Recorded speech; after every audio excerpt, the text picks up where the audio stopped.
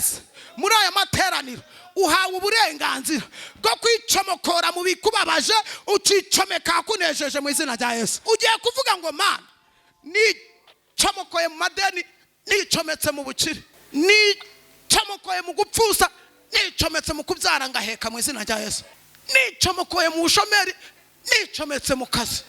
Wandwara we ngucomokotsemo, nicometse mu buzima. Bene byo ntabwo bari kubyumva buriya se. Tuyicomeke cyangwa tubireke?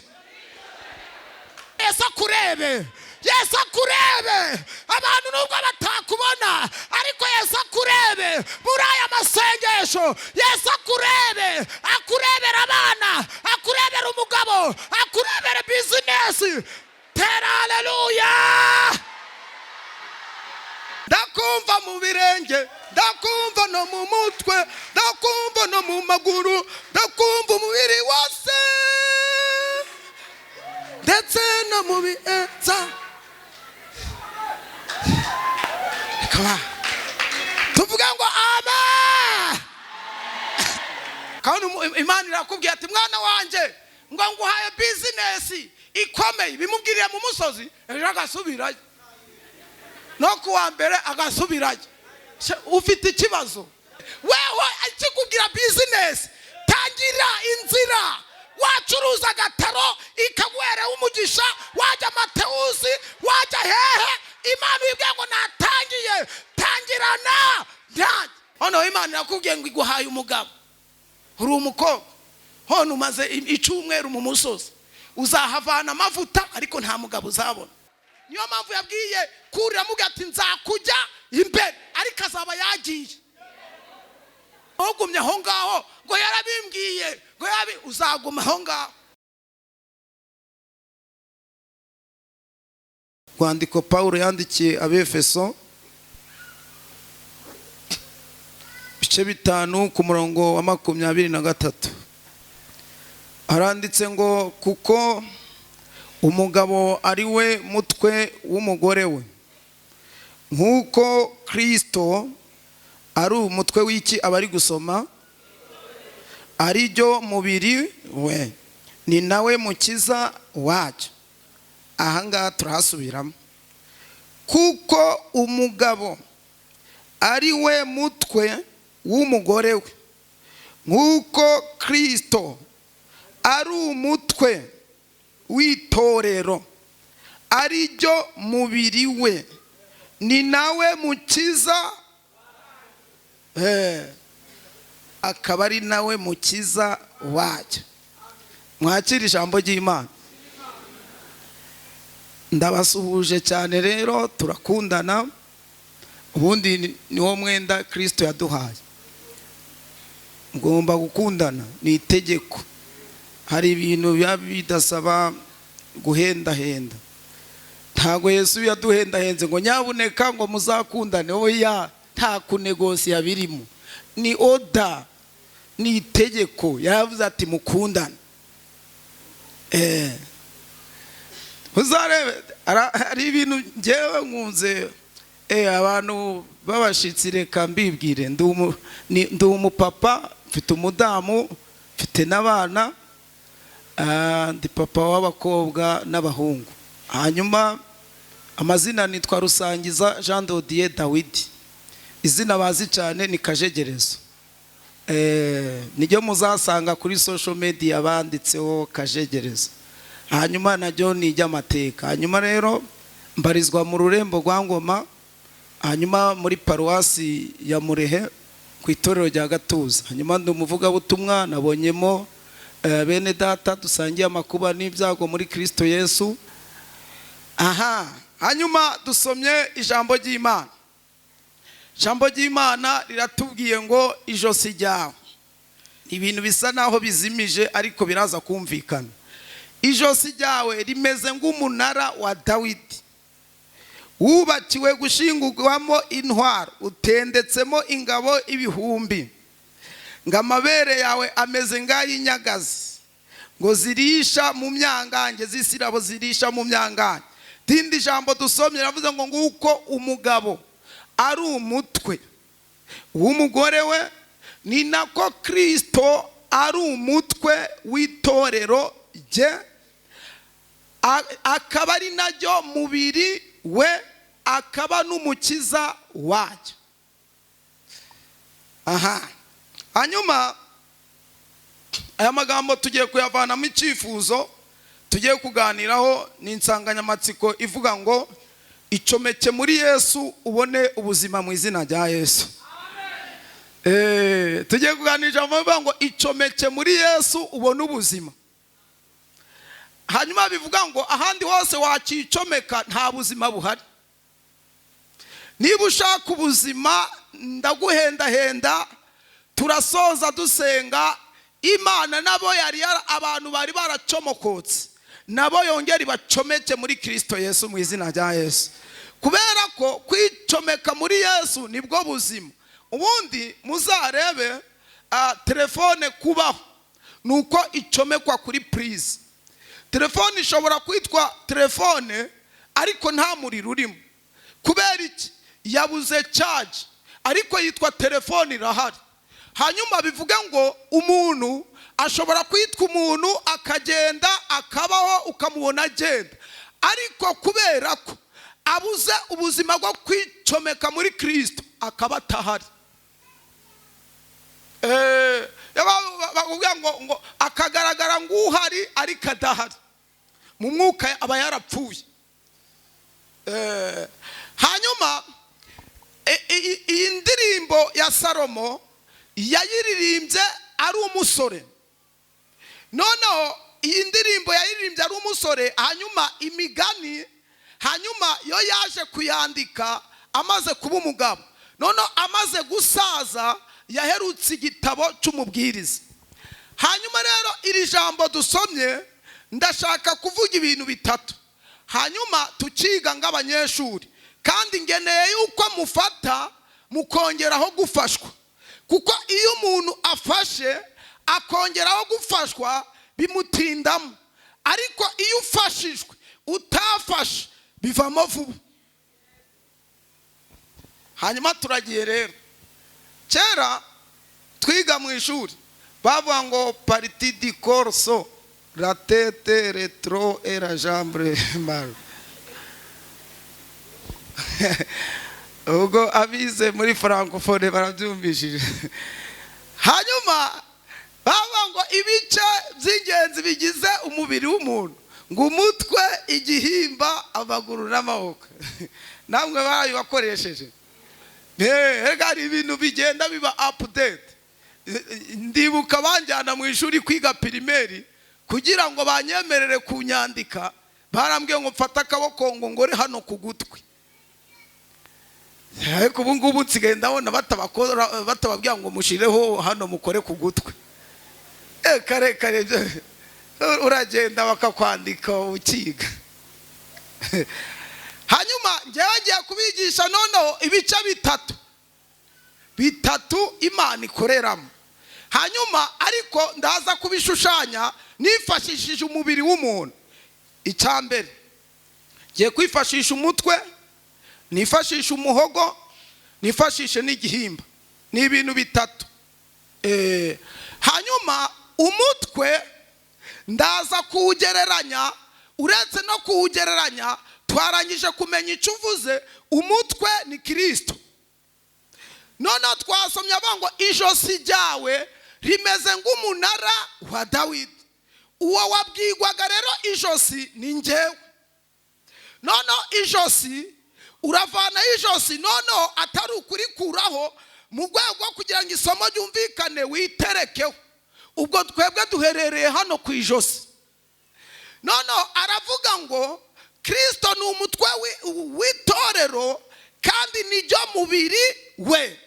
Noneho umubiri ubwo ngubwo ni uguhera hano ku ijosi ukamanura bigashushanya iki? Itorero. Ubwo murabyumvisha iryo somo. Ubwo icyambere umutwe ni Kristo, ijosi ni twebwe, igihimba ni itorero. Turagiye rero, mugire guca mu izina rya Yesu. Hanyuma hari ibintu bigera kuri 5 bigomba kugufasha kugira ngo uhore mu buzima ucometswe muri Kristo Yesu. Icyambere rero twagiye kugira ngo umuntu abe acometswe muri Yesu Kristo, buri gihe ukamubonana ibihe byiza, ukamubonana amavuta. Intwaro ya mbere yitwa kwihana ibyaha. Akantu kitwa kwihana ibyaha gatuma uhorana netiwaka n'umugabo witwa Yesu.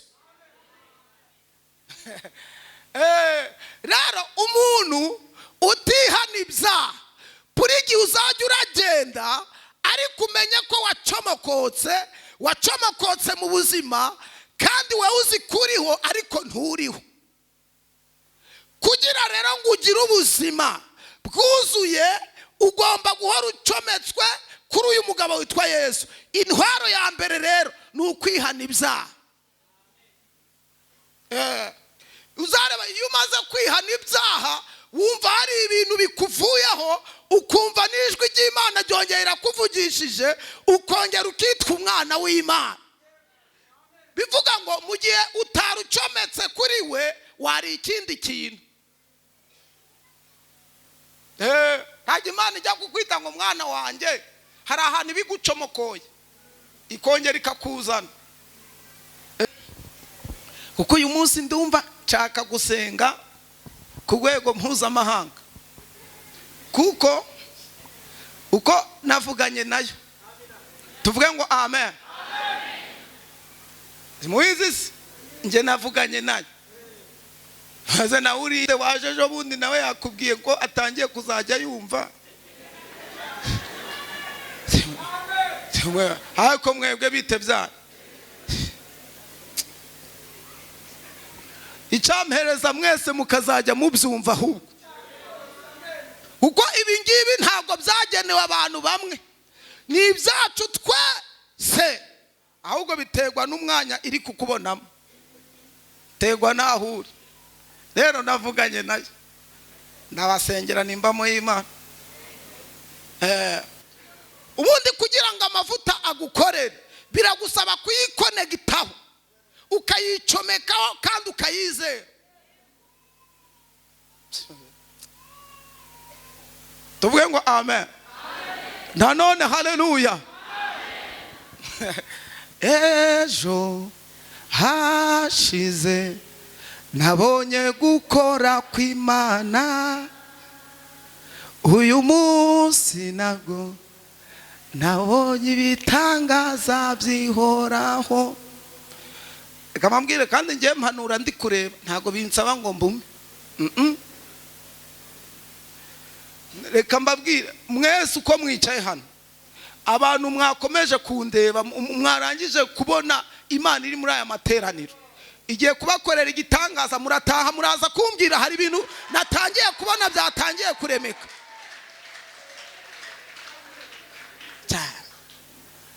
Kose ko ntangiye gufatwa hakiri kare, tumupepe Yesu.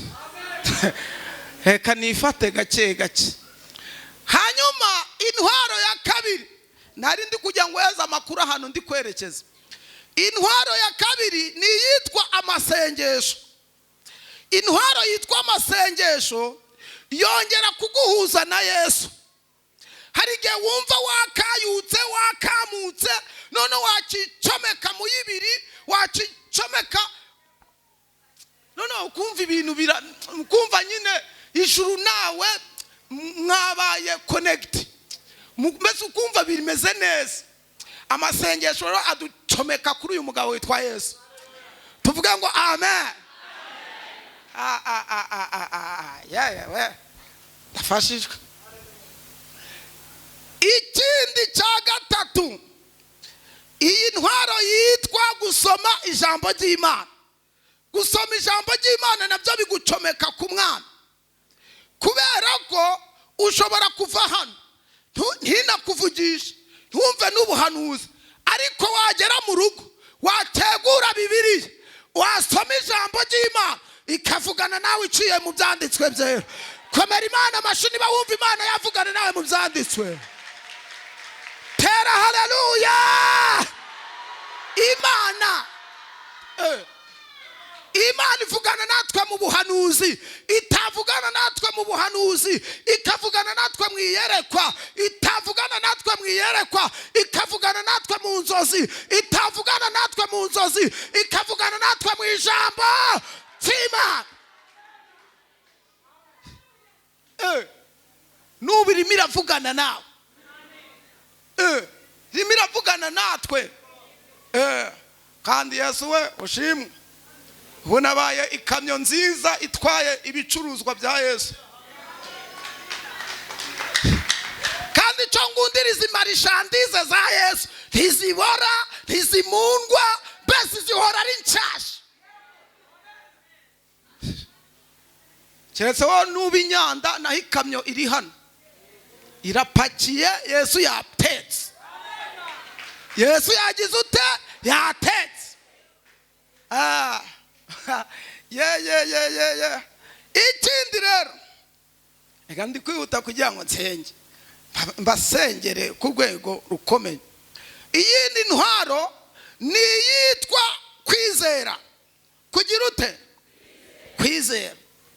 Bundi umuntu ashobora, njyewe no mu rugo madamu arabizi, arambwira ati none si ngo ko ndi kubona ngo bimeze gutya. Ahubwo ati ibyo bintu uri kumbaza rero yumva byoroshye. Ati biki? Amafaranga. Ati humura, amafaranga mu minsi mike ndayakwereka. Akaba ati wowe ndabizi ubwo nyine warangije kwizera. Reka muri njyewe ntago habamo negative, ntago habamo guhakana imbere y'Imana. Iyi nakurikiye ndayizeye, reka ntago njya nyitakariza icyizere vuga ati ngo Mana ngo urabona ngo sasa. Kubera iki?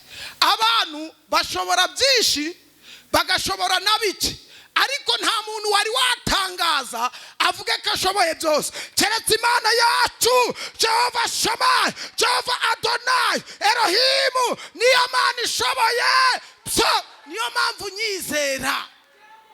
Ntagishobora bike, ntishobora bitanu, ntishobora byinshi, ishobora byose.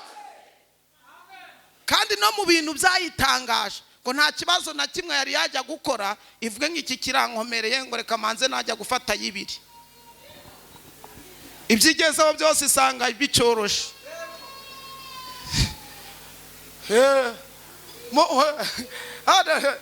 Ariko igira confidence. Ubundi confidence yayo Imana izajya ibatiza confidence. Iyo Mana muba mwakurikiye mugomba kuyigirira icyizere ku rwego rukomeye. Umuntu niba ashobora kwizera nyabingi ngo no kuvugana n'abakurambere, ubwo ngubwo wowe wananirwa kwizera n'Imana yabaremye abo ngabo? Ntabwo byashoboka, ntibyakunda. Imana tuyifitiye icyizere. Haleluya! Imana ugomba kuyigirira icyizere.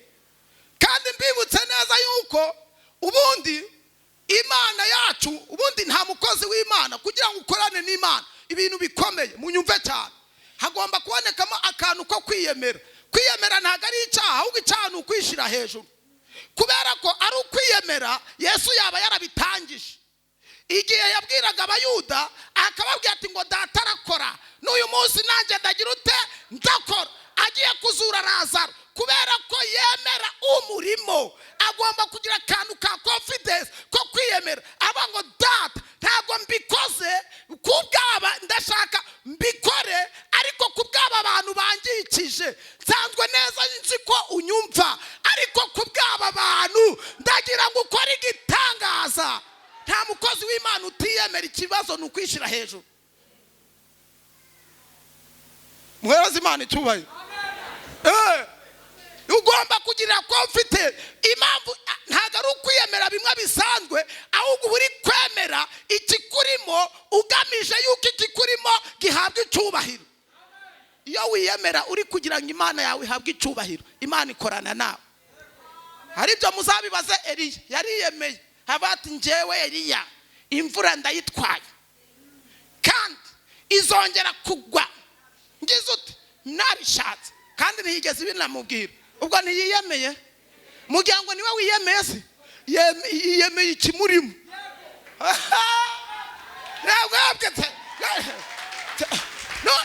mwebwe rero ugasanga murashaka kwigira abantu bari aho ngaho ngo nyine ngo urabona ngo batavuga ngo nyine ngo sasa no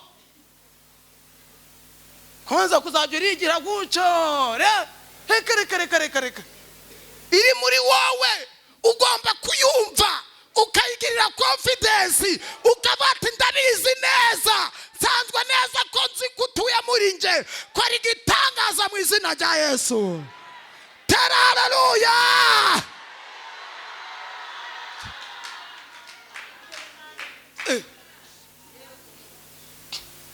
Wase nakorera Imana ntayemera ngaba ndi mu biki rero kugira ngo nyemere cyane ngomba kugira akantu kari confidence kiyahamagaye kandi mukanya niduhura hariya hanze urahita unyobegwa niba hari abantu babaho bari tubihambo baciye bugufi banaciritse mwahura no mu nzira ntumenye kari ngewe muzabibaza si mujya mumbona hanze ntago wapfa kumenya kari ngewe ariko ndi hano confidence nyinshi cyane kwamba ndi kumwe na papa mba ndi kumwe na papa mba nabaye mugari mba ndi ikibonke mba ndi muremure mba mfite amavuta mba numva Imana ikora mba numva Imana itembera mba numva iri mu haleluya mba numva iri mu mavuta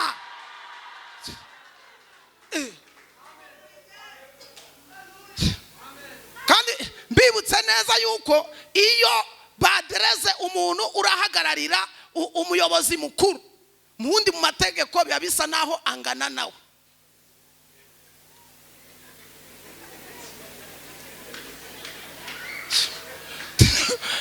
biba bisa naho angana nawe impano bateguriye uwo muntu niwe bayiha bakabatereka twakira umushitsi mukuru none rero Imana ntago yabonetse na Yesu ntago yabonetse yavuze ati wowe genda umpagararire urwarire message ubambwirire tera haleluya hari Imana igendera muri twebwe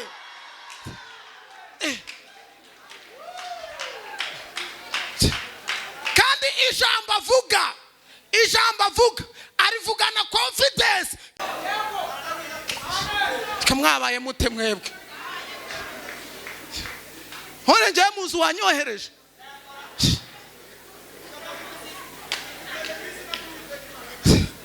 muhereza Imana icubahiro mu izina rya Yesu.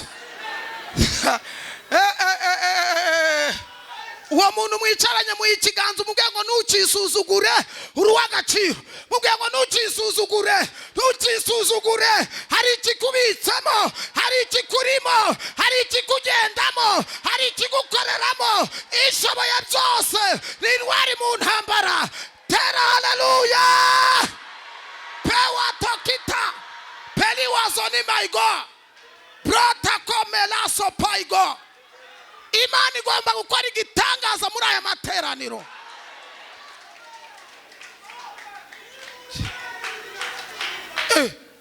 Niko mwebwe mwagendaga mu cyizera za Nyabingi mukajya ku bantu b'abapfumu bakabeza utuntu tutakinga tudafite shinge na rugero muze mwirigwe hano ngo mutaye guca guteze mutaha guco ni ibyo mwabisomye he ubivana ubikura he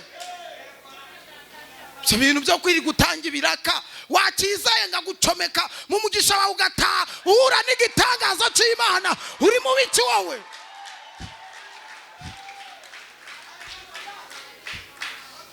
come on ndafashijwe kandi kambareje muvuga ngo amen amen dore hikiri muvuga ngo amina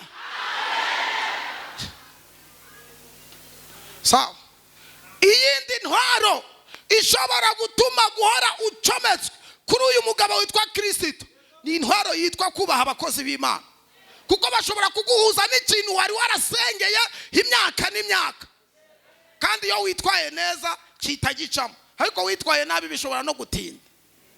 Muzabibaze hano si yo yitwara nabi kuri eri byari gucamo, ariko yaragiye aravuga ati nubwo ambwiye ngo nasinze ariko uyu muntu avugana nayo ni umukozi w'Imana. Haravuga ati umuja wawe ntago nasinze, ahubwo nsutse amaganya imbere y'Imana yawe. Eri arareba aravuga ati nubwo ntari mu gihe cya zopayi ariko akanwa kanjye kararema.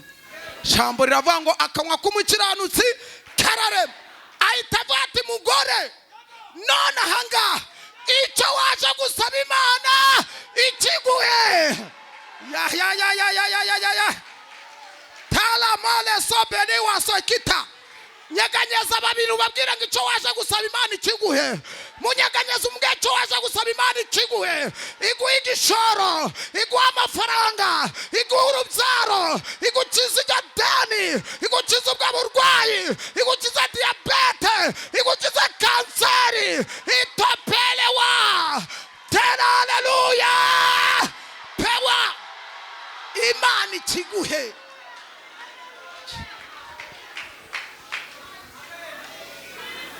Imana iguha icyo waje gusaba.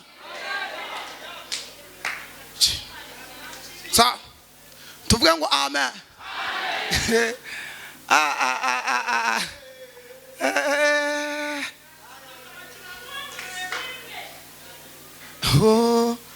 Uri se w'imigisha, Imana ye muri bihe, oya sinakurekura, oya sinzakurekura, sinzakurekura, kuko uri se w'imigisha, Imana ye muri bihe, oya sinzakurekura. Namenye ko ari wowe utanga urubyaro, oya sinakurekura, sinakurekura. Namenye ko uri se w'imigisha, Imana ye muri bihe, oya sinakurekura, sinakurekura. Namenye ko uri se w'ubutunzi, Imana ye muri bihe, oya sinakurekura, sinakurekura, oya sinakurekura. Namenye ko uri se w'imigisha, Imana ye muri bihe, oya sinakurekura. Haleluya.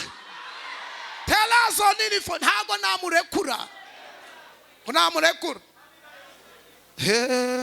Iyo ndi muri Yesu numva ndi kibonke.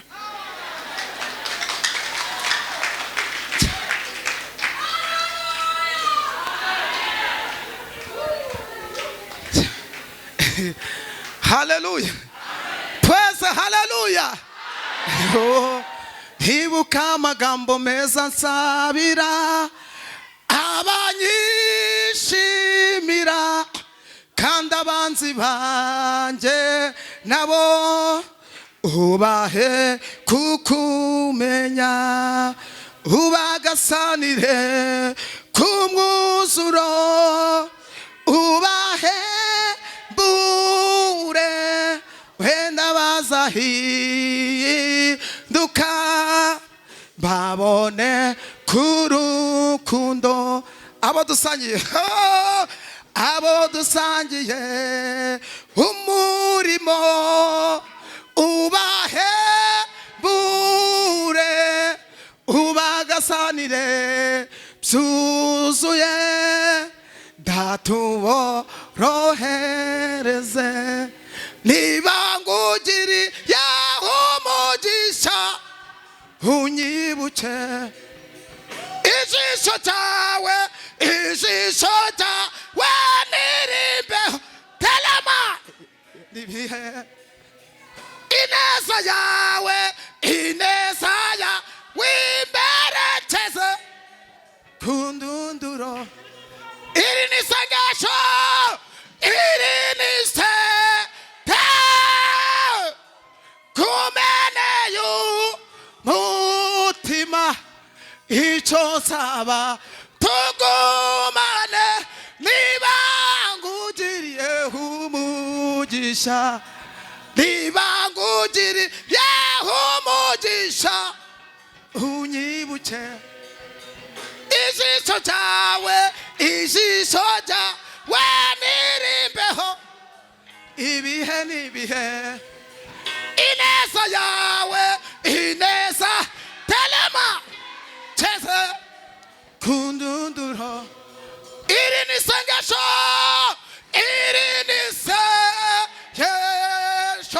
yagumene icyo nsaba tugumane niba ngugiriye umugisha. Haleluya. Komera Imana amashyi niba wumva ari icyo Imana iri gukora.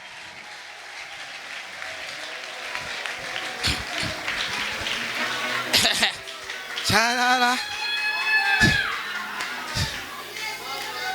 Oh. Oh. Wirira cyane wiganya cyane shuti kumeze kose jushima Imana kuko haraba kwifuza batinga Imana gambera nguriya irakwihangana twamuhereza icyubahiro. Ariko ma ikindi nshaka kuvuga reka mvuge kuri uyu mutwe uyu mutwe no mu ishyamba ngo niko Imana yavuganye nawe. Ndagira ngo ngukurize inzira ku murima warayobye urayobagurika ahubwo garukira aho ngaho. Kubera iki? Nukuvuga ibi bintu byose bigomba gukorana. Kristo umukristo itorero nukuvuga aba bantu bose kari batatu bagomba gukorana. Abyo kuvuga ngo nje ngo nza umukristo wakanyarira na kizabonwa na nyamakara ariko tukubure kwigabura tukubure mu itorero wapi ni 0 kuri miliyoni. Ugomba kumenyekana ku itorero ryanyu hanyuma na Kristo akakumenya n'abashumba bakakumenya ukagira rezo ifatika.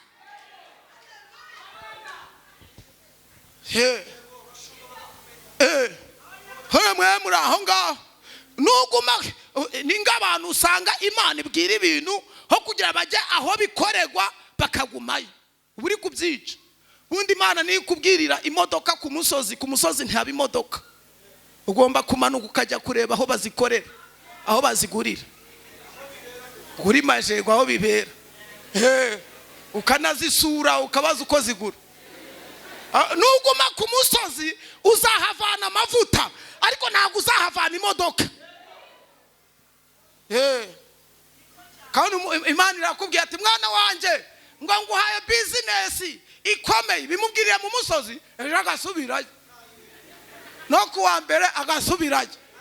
Ufite ikibazo wewe akikubwira business tangira inzira wacuruza agataro ikaguhere umugisha wajya Matewusi wajya hehe Imana ibwiye ngo natangiye tangirana ndange. Niyo mpamvu yabwiye kurira muga ati nzakujya imbere ariko azaba yagiye. Hako mwize gute yambwe ngo nzakujya imbere ariko azaba stili yagize ute yagiye. None wogumye aho ngaho ngo yarabimbwiye ngo uzaguma aho ngaho. Ntabwo yamubwiye ngo nzakugenda inyuma n'imbere ariko wagiye. Wewe icyo Imana yavuze gerageza ugipratike ubwira Imana ngo natangiye tangirana nanjye hanyuma dusigara tugusengera ngo Imana iguheremo umugisha. Hano Imana yakubwiye ngo iguhaye umugabo uri umukobwa hone umaze icyumweru mu musozi uzahavana amavuta ariko nta mugabo uzabona. Mu musozi uzahavana amavuta ariko nta mugabo uzahavana. Nibikubwiye umugabo gerageza uza no gusenga mu materaniro abasore bakubone.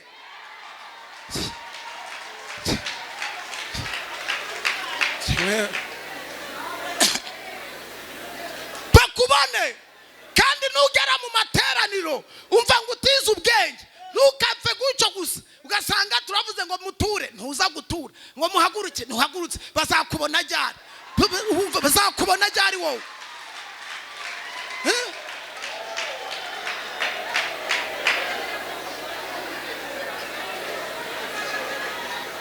mwebwe mugahora muri byo Imana yarabivuze wana ugomba kugira uruhare kugira ngo amasezerano agire ute asohore. Waruzi ko ushobora kuza guteranira hano byarangiza wafashwa ukahita uhaguruka ugapiga haleluya y'umurambararo nta n'uwayigusabye, hanyuma hano akaba ari umusore wasabye ikimenyetso akaba ati nshingiye kuri haleluya ateye yazajya kubita n'amapepe akahita atakubaza iki inimero tera haleluya hakiriye gushira mu bikorwa. Kimwe mura kima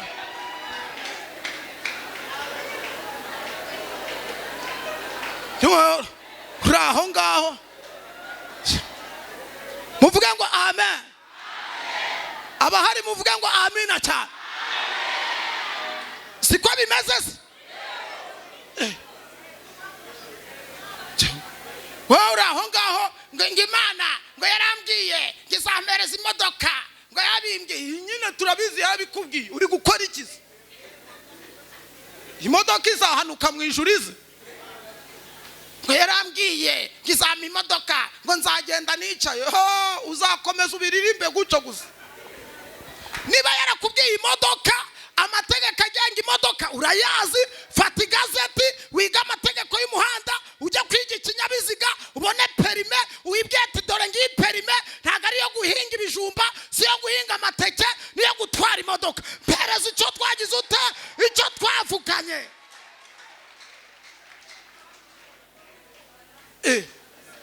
Tuvuga ngo amen.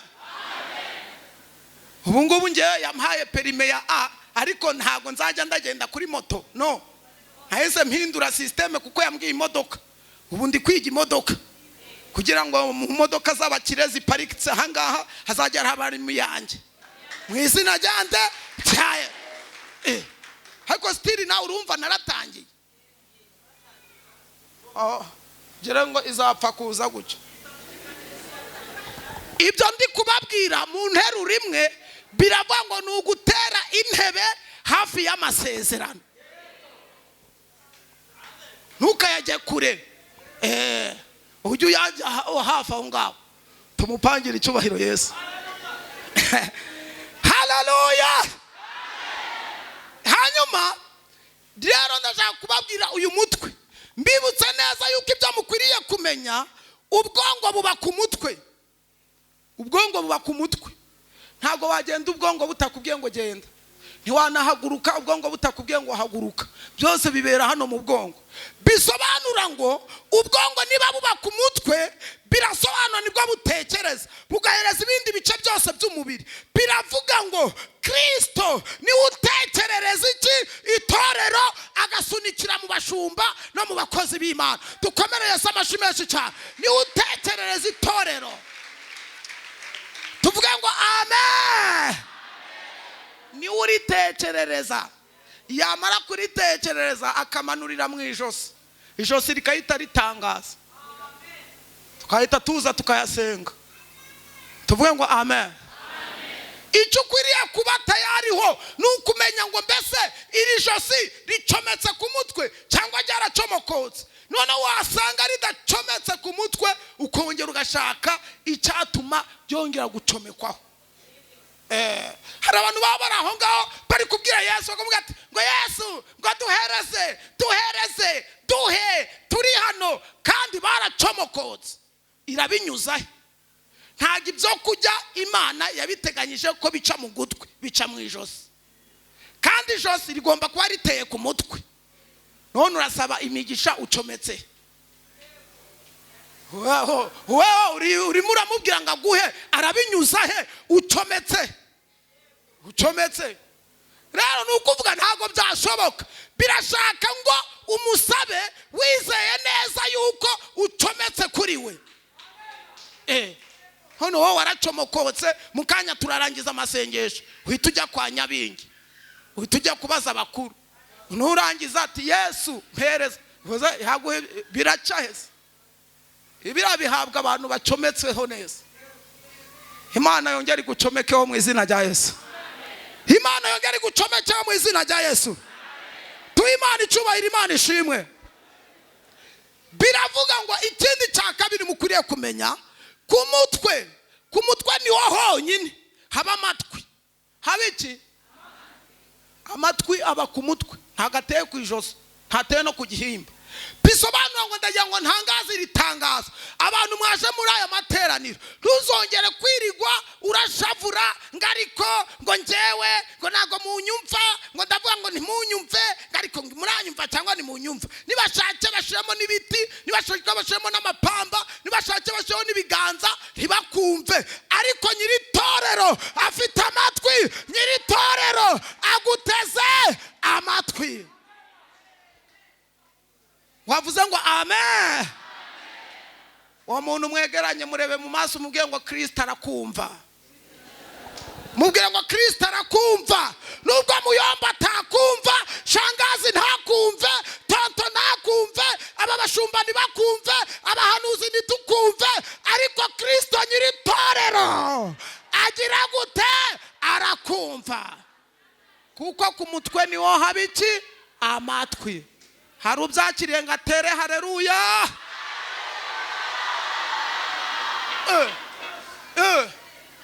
Nubwo perezida atakumva, dirija ntakumve, ibyo ntibimureba. Hari umutwe, hari umutwe niwo uteye iki? Amatwi. Ndakumva mu birenge, ndakumva no mu mutwe, ndakumva no mu maguru, ndakumva umubiri wose, ndetse no mu bienza. Kama tuvuga ngo amen. Ikindi mugomba kumenya, ku mutwe niwo haba amaso. Iki? Ariko ngo ko mutandeba, ariko ngo urango pastor ngo njye mujya mundeba, oho uzavuga uzasarara. Nyiri torero atakurebye ntawakureba. Uko niwe mutwe niho hari amaso. Amaso yacu ntago areba byose, ariko yo areba bingahe byose.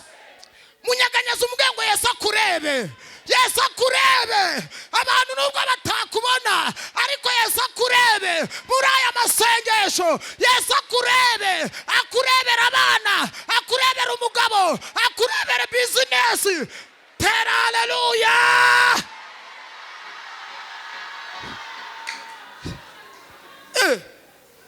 Yesu akurebe. No, icyo ngundira uyu mugabo, abantu bashobora kukureba ntagire icyo bakumarira, ariko we iyo abirebye agira n'icyo akora.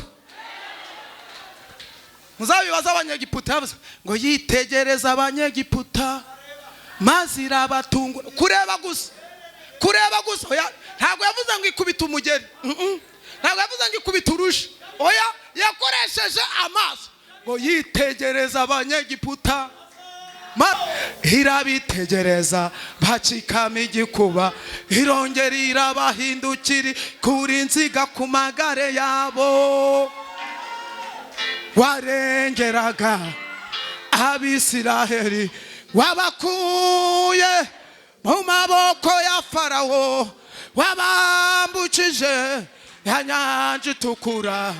Kuko uhereye kera uri Imana itanesha.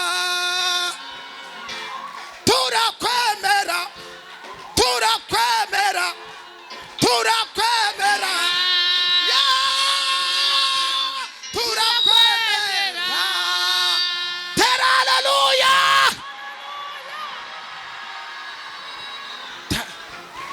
Muri aya masengesho Imana ikurebera ibyakurebaga nabi, Imana ibyitegereze bicicamo igikuba. Imana ireba ayo madeni, ireba ubwo burwayi, ireba ubwo bushomeri. Ndashaka babiri batatu babyakiriye bahaguruke batere haleluya. Imana ibirebe. Pewa salamo ela.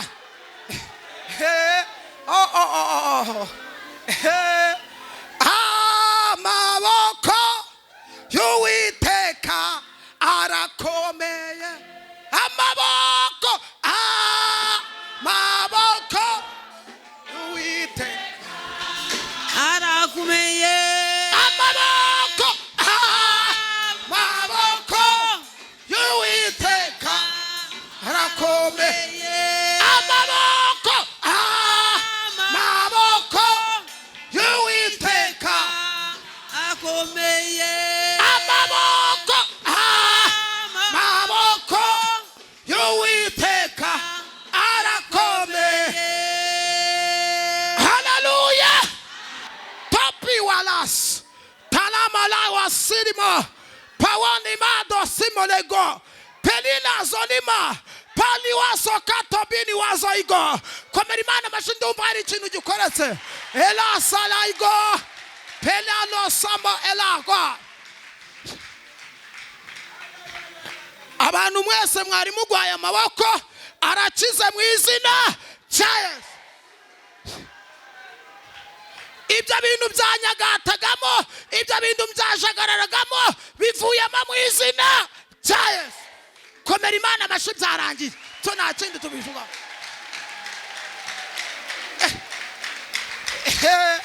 Hawa mavi yose apfukamenta nkamushirwe mavi yose apfukamenta nkamushirwe hejuru. Niderero nidewa sanawe pampa nagwa mwijuru tonto nidewa sanawe chocho Isi cyangwa mwijuru.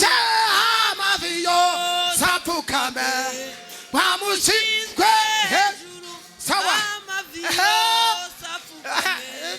wamushizwe hejuru sawa kumutwe vuga ngo kumutwe. Wayi muzi ko kumutwe ariho haba akanywa umunwa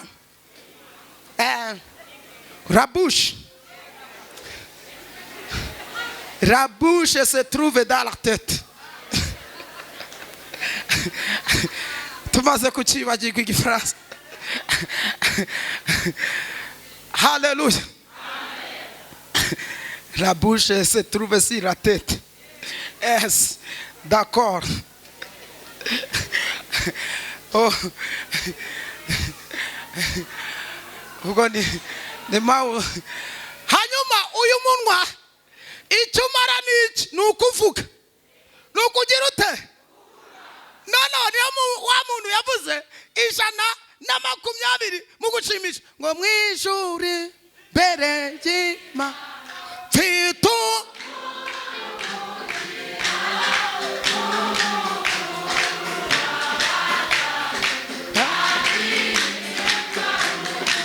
pamya y'ukwizina Nanjye riri ku mutima we ubwamvugira na mwanzi wamunyirukanaho. Murumva bavuze ko ari muyombo tuvugira.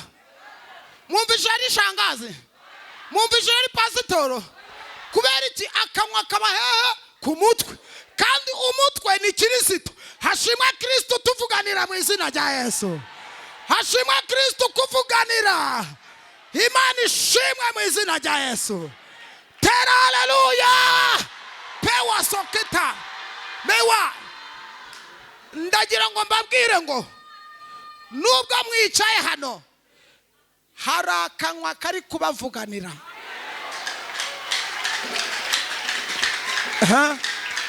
Imana ishimwe bari kubyakira niho ndajya. Hari akanwa kari kutuvuganira. Weho nago wajya muri ministeri none ahangaha, ntiwajya kwa gitifu none ahangaha, ntiwajya ahandi none ahangaha, ariko tukivugana menifo dry pela sonema tokita bone sikita. Imana yohereje ukuvuganira. Imana yohereje ukuvuganira. akira ukuvuganira, akira ukuvuganira, akira ukuvuganira. Tera haleluya. Pewa sonai.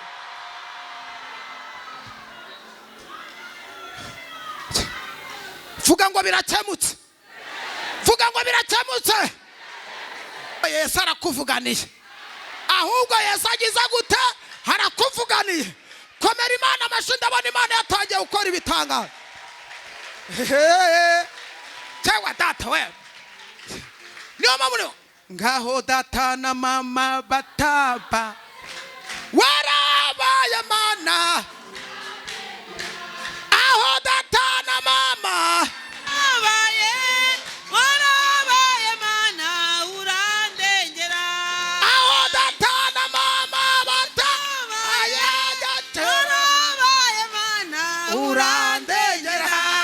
Haleluya. Akanwa katuvugira kari hejuru. Utundi twose utunwa tuba ina. Ariko akanwa katuvugira kari hejuru. Ibyacu bivuganirwa hejuru. Ntago ari inaha gusa, ahubwo bituruka hejuru. Ashimwe ko byatangiye kuvuganirwa mu izina rya Yesu. Imana yatangiye kukuvuganira. Yesu yatangiye kukuvuganira. Akira igitangaza mu izina rya Yesu. Akira igitangaza mu izina rya Yesu. Receive miracle in the name of Jesus. I declare today you want the victory, you want the win in the name of Jesus. Receive miracle in the name of Jesus. Tell hallelujah. Pewa tokita. Termine. Byarangiye, byarangiye. Ariko wakomeye Imana amashyi ko numva byarangiye. Nta bintu byinshi cyane. Tola mala soli my God. Tambaliwa. Shindi ela bola sotopo ela. Ndabona ibyangombwa bidepoze. Ariko ibyangombwa bikaba byarahejejwe yo hasi. Ndabona marayika w'Imana bijombora mu bindi. Abitereka hejuru. Akira igisubizo kizima. Akira igisubizo kizima. Akira igisubizo kizima. Mu izina Giants, Talamala Soleboya Kota, Meriwa Sopaigo, Enima do Paso de Eligro, Non Hangaha, Harumun Yarafiterandev, Yokubagwi Bimba, Maraika Rabishiririshe, Bazagu Pima Babibure, Mizina, Giants, Pewalala Sobaigo Elefo, Tell hallelujah! Aha. Akoma. Afash. Muvuga ngo amen. Yo. Imana ye ndayumva we. Ye. Tell amala sala go. Enima tolima yuzole for go. Njirira guca mu izina rya Yesu. Tumva amavuta yamanutse mu izina rya Yesu. Piwa sota paigo. Eniwa zoli kotibiniwa heshalaba enasomba pai enisalgo muraya materaniro uyu mwaka utari warangira hari abantu bagera kuri 7 Imana ihaye inzu mu izina rya Yesu. Akira inzu yawe.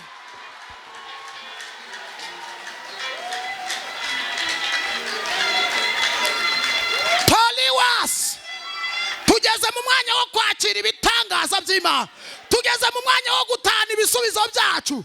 Ntihagire uwo wishinga, ntaguze icyo yariye, ntuzi ibyo afite, wewe wakire mu izina cyaye.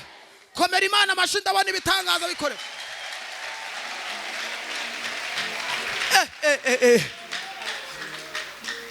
Kandi mbibutsa neza, iyo umubyeyi ashaka kugaburira umwana we neza, ibyo ashaka kumugaburira byose abicisha mu kanwa. Umubyeyi arabyirira. Muzarebe ntago mwari mwabona ababyeyi bari gwati ngomerese ngarongera mu kanyonyo. Harongera mu kanyonyo. Kubera iki?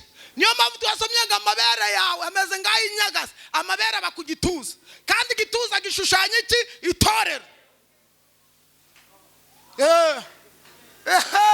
No, y'umubyeyi rero data wa twese ashaka kubagaburira neza, areba ijosi ryicometseho neza, akarimanuriramo ivanjiri mukajya mugahaga.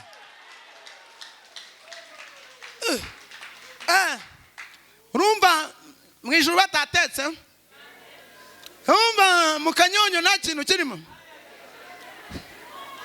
Urumva yagurata nta wundi ufite haleluya ngo ayizamure siko nta kibazo.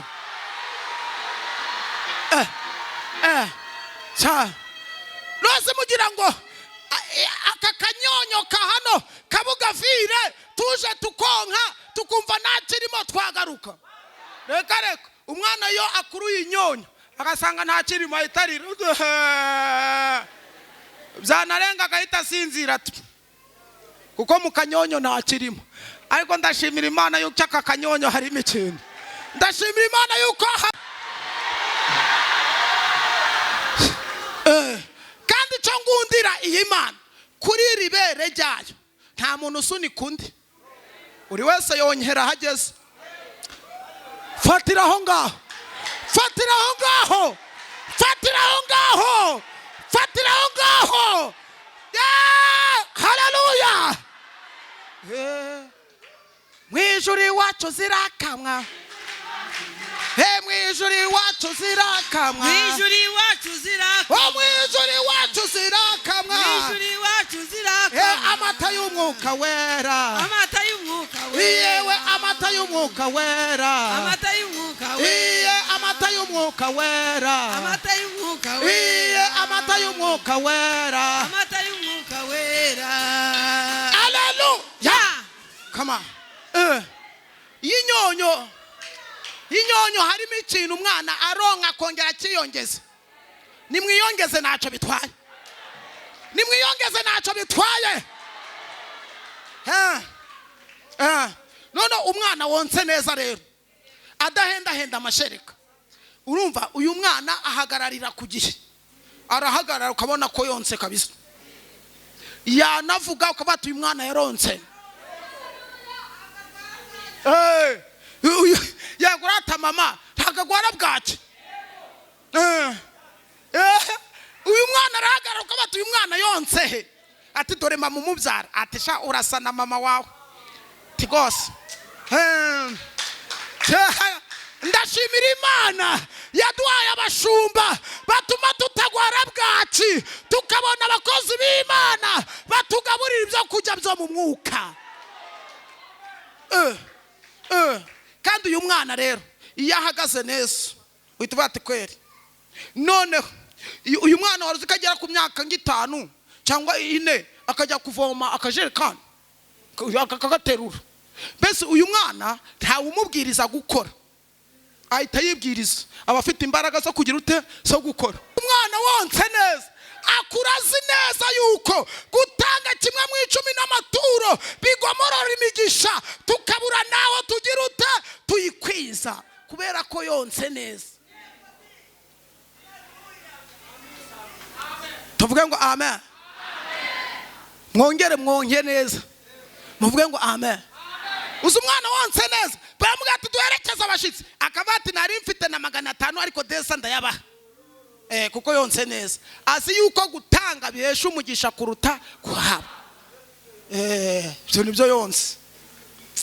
Ndashimira Imana ko twonse neza rero. Haleluya. Abonse neza haleluya.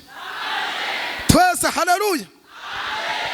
Hanyuma rero ndagira ngo mbabwire ngo kandi iyo ari magenda unabona ko yonse neza ntago bamubwiriza kugenda iyi saha igeze ya repetition amenya kwirukanga kugira ngo adacererwa, kuko yonse neza bamubwira yuko gucererwa ari iki ari icyaha. Uyu mwana wonse neza ntago bamubwiriza ati noneho rero muri korali dufite iki gikorwa nawe wagiparticipamo. Oya, ahita avuga ati ahubwo ako kanya ngiye mu nshireho imibyizi 2 kuko yonse neza. Dukeneye konswa neza. Tuvuge ngo amen. Ijambo rya nyuma nsoresheho ndagira ngo mbabwire ngo uyu munsi wa none hari ibintu byari byaradufashe biducomokora kuri Yesu, ariko uyu munsi wa none natwe tugiye kubyicomokora twicomeke mu byiza. Waruzi ko ideni rya gucomokora kuri Yesu ubushomeri bwagucomokora kuri Yesu ugasigara uvuga ati urahari cyangwa ntuhari. Ubwo wacomokotse nyine. Uziko ubugwayi bugucomokora kuri Yesu akaba ati Imana nzi ko shabaye njose ariko none ndakubabarira ugasigara ubabarira Imana wagira ngo ni wowe wayiremye kubera kuba wacomokotse. Hari ibintu byinshi cyane byaducomokoye kuri Mana abana kari wowe bampaye none minebari kibuze nanjye ndakwiretse sinzongera no gusubira muri kora sinzongera no ukagira ngo urayihimye uko nugucomokoka.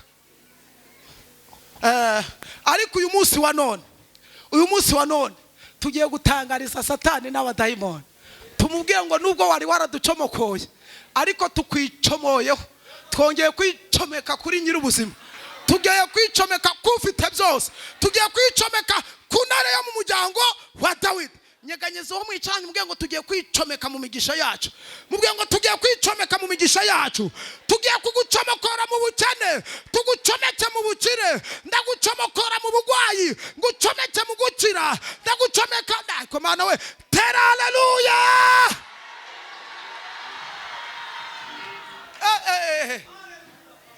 Buri muntu wese ahawe uburenganzira bwo kwicomokora ahatamunejeje akicomeka amunejeje. Reka nongere nsubiremo, buri muntu wese muri aya materaniro uhawe uburenganzira bwo kwicomokora mu bikubabaje ukicomeka akunejeje mu izina rya Yesu. Tuvuge ngo amina cyane.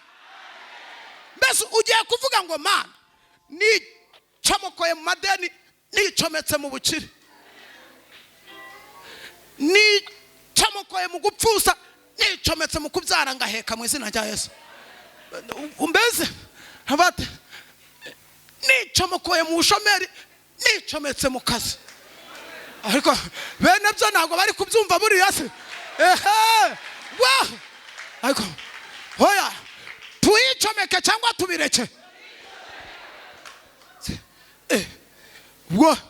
Kuburyo uravuga ati Mana uyu munsi wa none wangwara we ngucomokotsemo nicometse mu buzima. Ugomba kwicomokora muri diabete, ukicomeka muri buzima, ukicomokora muri kanseri, ukicomeka mu utanga ubuzima, ukicomokora mu madeni, ukicomeka mu kazi. Wavuze ngo amina. Imana igucomokore mu mubabaro, igucomeke mu byishimo.